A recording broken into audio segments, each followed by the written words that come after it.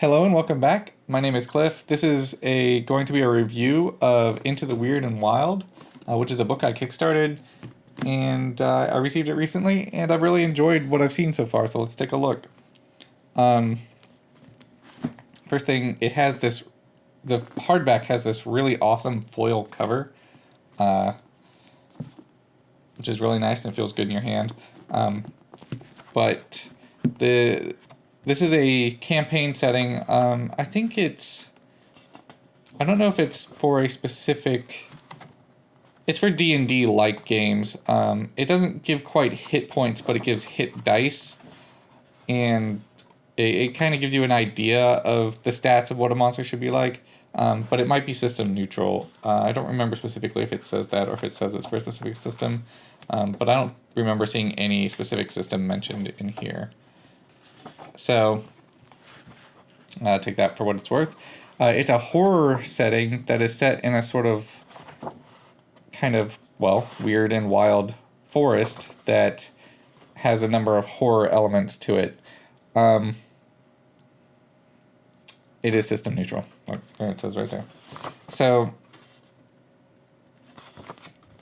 in this book, there's a number of a lot of the book is a bestiary where you can see sort of very strange creatures, and there's a lot of very good ideas there.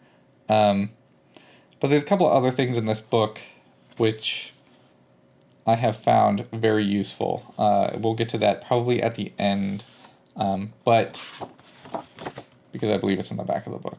But it gives you rules for survival, like it's a horror survival setting, as you might imagine in a wilderness setting would be, and there's rules for like hunting monsters down and collecting things from the monsters, so you can get random goods off the monsters, and some of the monsters specifically will tell you what you can pick up from killing and cleaning that monster, which is really cool, and I really wish there was more of this for other kinds of settings. It's something I personally enjoy very much, so this book definitely sort of filled something I felt like I was missing from my collection. So they have rules for different moon phases, and different strange things that happen during those moons. Weird things can happen to your characters, and like as you sort of succumb to the forest, like different, you might get different. I think there's mutations or different, like different stat effects or hallucinations and things like that, which is wonderful. I love that kind of thing. There's rules for becoming lost. You kind of there's rules for how you make a sort of dungeon out of the forest. However, you can go off the map and become lost, and I think there's ways to get lost even if you're trying to stay within the distinct paths, but being lost is not a good thing. There's rules for madness. This is something a lot of game systems don't have built in, especially D&D game systems or D&D like game systems, but it's always fun. So yeah, like I said, a lot of the book is a bestiary, and they have very basic stats: AC, hit dice, its movement and damage, and suggestions for the XP and whatever else. But all of them, I've really enjoyed what they show, or the ideas that they offer. So, each one will have one. A lot of them are a 2-page spread, but some of them are just one page. However, there's a lot of really good art, and they have fairly in-depth information on many of these creatures. Here, let's just flip through some of these real quick. So Bluckstound. I don't know what that is, but it sounds pretty cool. The Bramble Beast. I'll try to flip to something that I've used. Or will use. Let's see.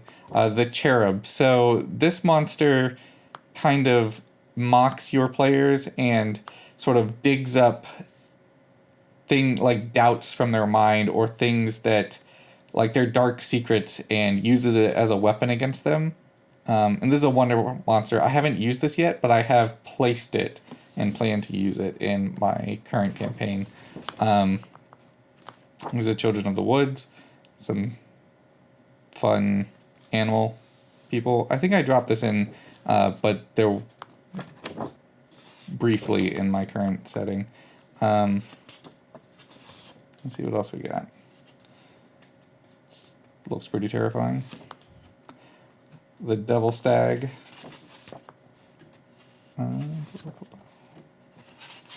Some of these do have like the Dryady. They do have several pages of information and different types, which is good and fun. The Ether Rats. These are kind of like blink dogs in a way, but they're small. They move around quickly and sort of blink in and out of the shadows. I used these on my players and it was really fun. False Beggar, Feral Knight. I use these on my players.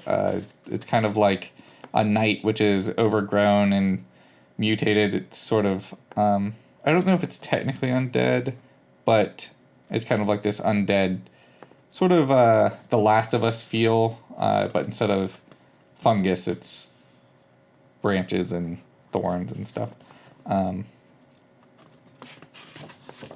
Let's get further. Like I said, there are a lot of monsters in this book. The Hermit Spider. So this is I use this on my players. This is a spider, which is like a hermit crab living in a hollowed out log. It was a lot of fun to use this.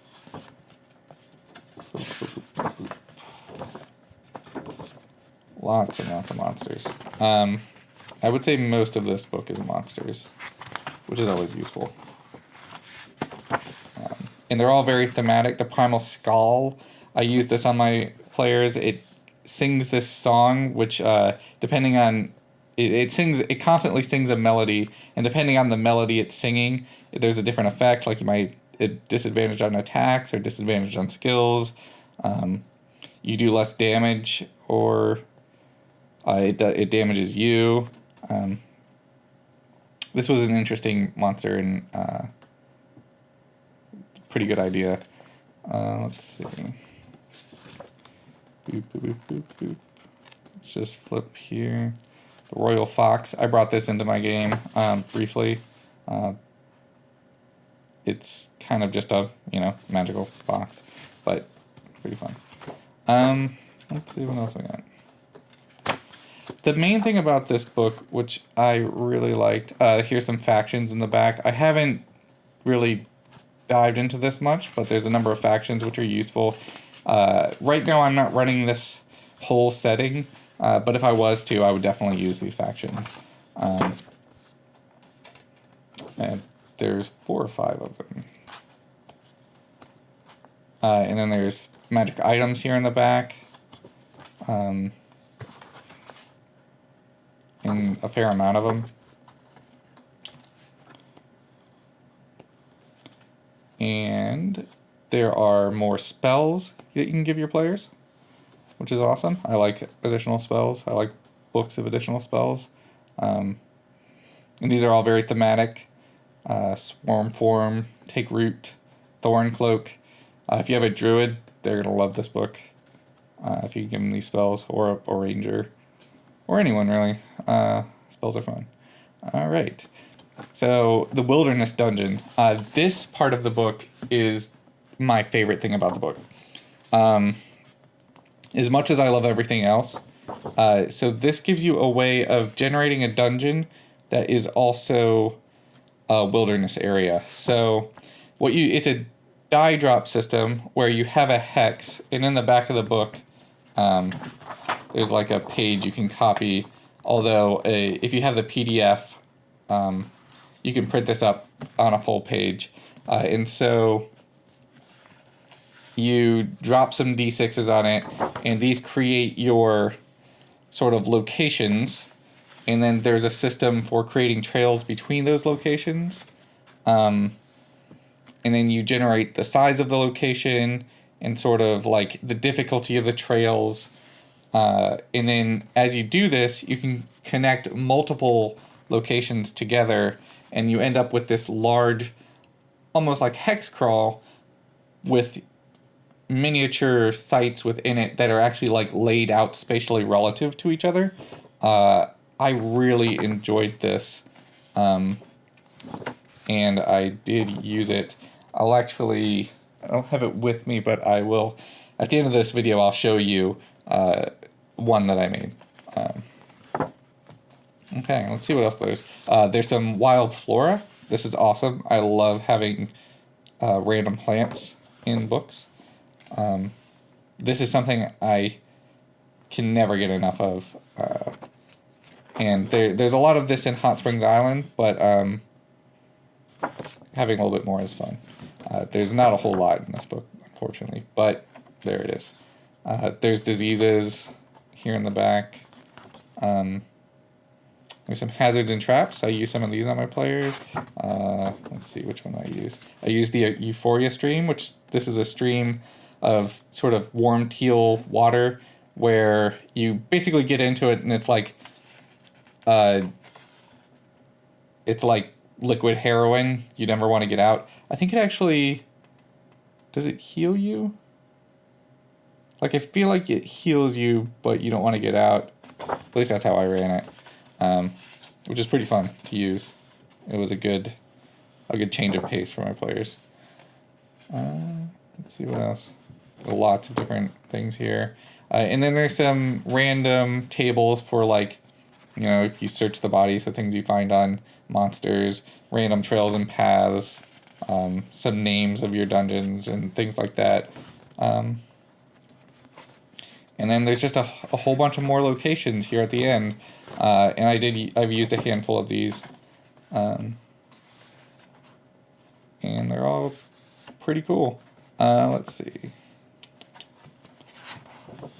Which ones have I used?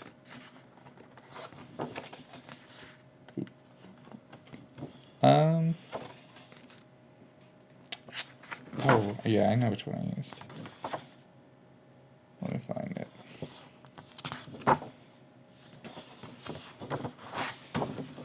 So one thing I'm going to mention while I look for this is the paper in the hardback is very thick. You can kind of hear me. It's almost like cardstock thick. And I actually worry about this.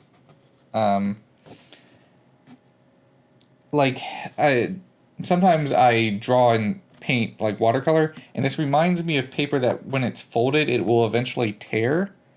I'm not sure if that's the case. And in fact, you can see the book is quite thick because of this. And the book is only, I mean, it's 240 pages, but for like, that's a lot of pages, but it's not, you know, that thickness of number of pages for typical paper. And you can like hear that creaking. That's more in the binding. I think there's something sticky about it. But while I really like the feel of the book, in terms of like its weight and it, you know, it's not heavy, but it's not light either. I do worry about using this kind of paper for a book like this. That being said, these areas are pretty cool, and I have not found the one I used.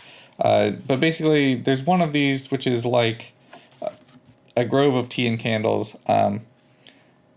I basically had them. They kind of like they had a number of encounters, and I had them. This was a sort of break from that, where they met these tea sellers and were able to get these healing teas and have a little bit of social contact which they haven't had a lot of in my current adventure. So it was a nice break for them. But yeah, oh, and I used the jeweled trees as well. So yeah, overall this book is really, really great. I don't know how easy it is to get it in hardback anymore. That was a Kickstarter reward, but I'm sure, I hope they'll continue to sell it. I know you can get it in PDF, and I'll include the links to where you can get it.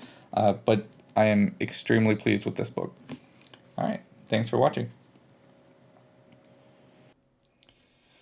All right, so here we go. Here's a map that I made with the die drop system.